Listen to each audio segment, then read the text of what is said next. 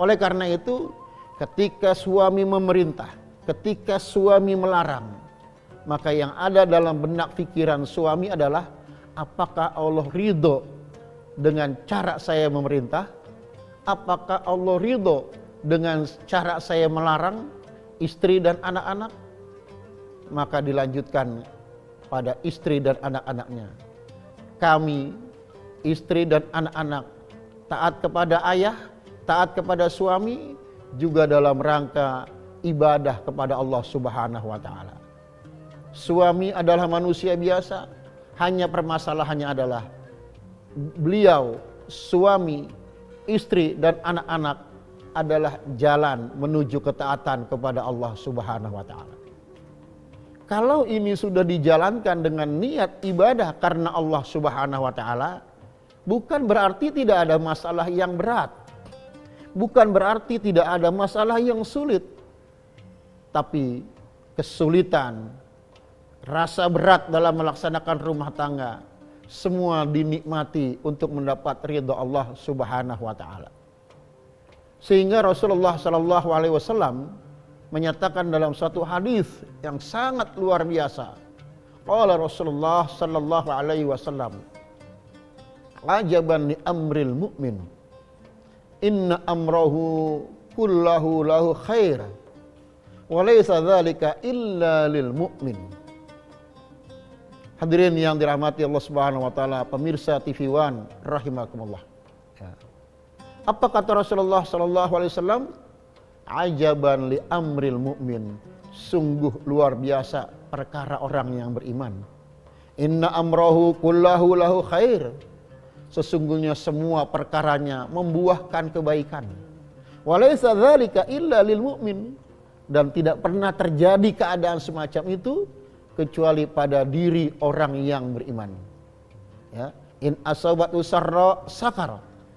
Kalau dia diberi nikmat, diberi kemudahan, diberi kebahagiaan, syakara, dia bersyukur kepada Allah Subhanahu wa Ta'ala. Ya. In asabahu dharra, kalau dia diuji dengan permasalahan, sabara, mereka bersabar, fakana khairan lahu, itu menjadi kebaikan bagi dia. Maka perjalanan rumah tangga keluarga muslim yang beriman kepada Allah Subhanahu wa Ta'ala bukan tidak ada masalah, bukan tidak ada kesulitan, tapi semua itu dinikmati sebagai perjalanan ibadah menuju ridha Allah Subhanahu wa Ta'ala.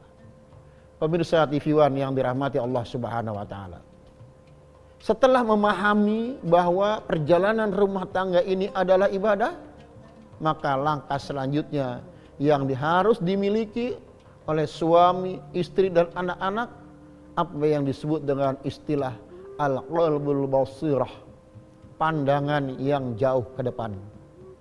Bahwa saya sebagai suami, dia sebagai istri, dan anak-anak semua menjalankan amanat rumah tangga fi qalbil basirah, dengan pandangan yang jauh ke depan.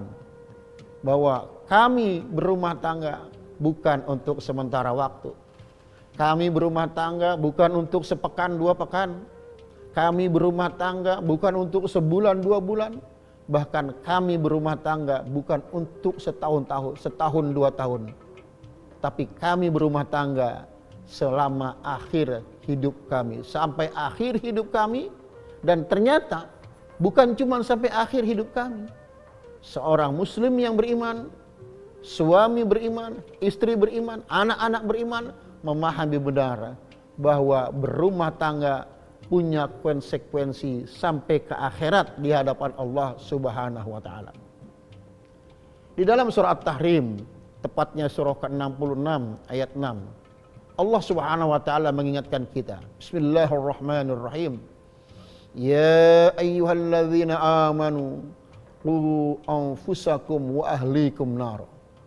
Wahai orang-orang yang beriman, jagalah diri kalian dan keluarga kalian dari siksa api neraka.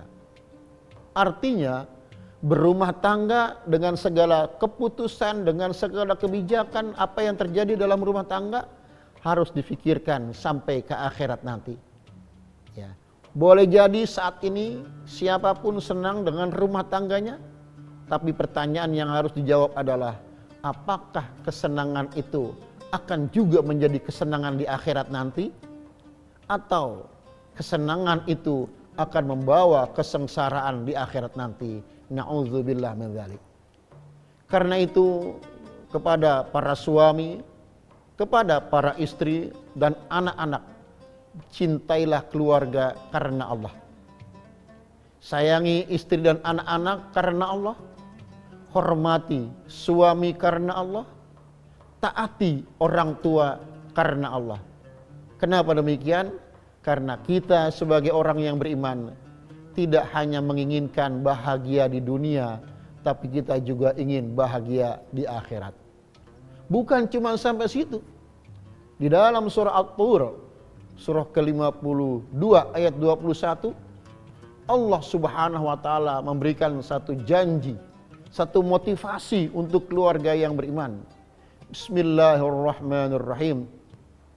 Walladzina amanu wattaba'athum dzurriyyatuhum biimanin alhaqna bihim dzurriyyatahum wa ma alatna min amalihim min syai' kullu imri'in bima kasaba rahin. Subhanallah. Pemirsa TV One yang dirahmati Allah Subhanahu wa taala. Walladzina amanu, orang-orang yang beriman, suami beriman, istri beriman, wattaba'athum dzurriyyatuhum, diikuti oleh keluarganya dengan keimanan. Subhanallah. Suami bisa jadi lebih baik daripada istri, kemudian istri mengikuti suami, atau sebaliknya. Istri bisa jadi lebih baik dalam masalah keimanan, kemudian suami mengikutinya. Ayah, ibu sangat baik dalam keimanan, kemudian anak-anaknya mengikuti dengan keimanan. Apa kata Allah Subhanahu wa taala? Alhaqna bihim dzurriyyatahum. Keluarga yang beriman semacam itu, suami beriman, istri beriman, anak-anak beriman, Allah mengatakan akan kami kumpulkan keluarga yang semacam itu dalam surga Firdausku nanti. Subhanallah. Satu harapan yang sangat besar pada diri orang-orang yang beriman. Kenapa demikian? Karena setiap keluarga yang beriman pasti menginginkan, saya tidak hanya ingin kumpul dengan keluarga di dunia saja, tapi saya ingin kumpul suami, istri dan anak-anak di dunia sampai di surga Allah Subhanahu wa taala. Wa ma alatna min amali min syai', tidak ada satupun perbuatan yang dihilangkan oleh Allah Subhanahu wa taala.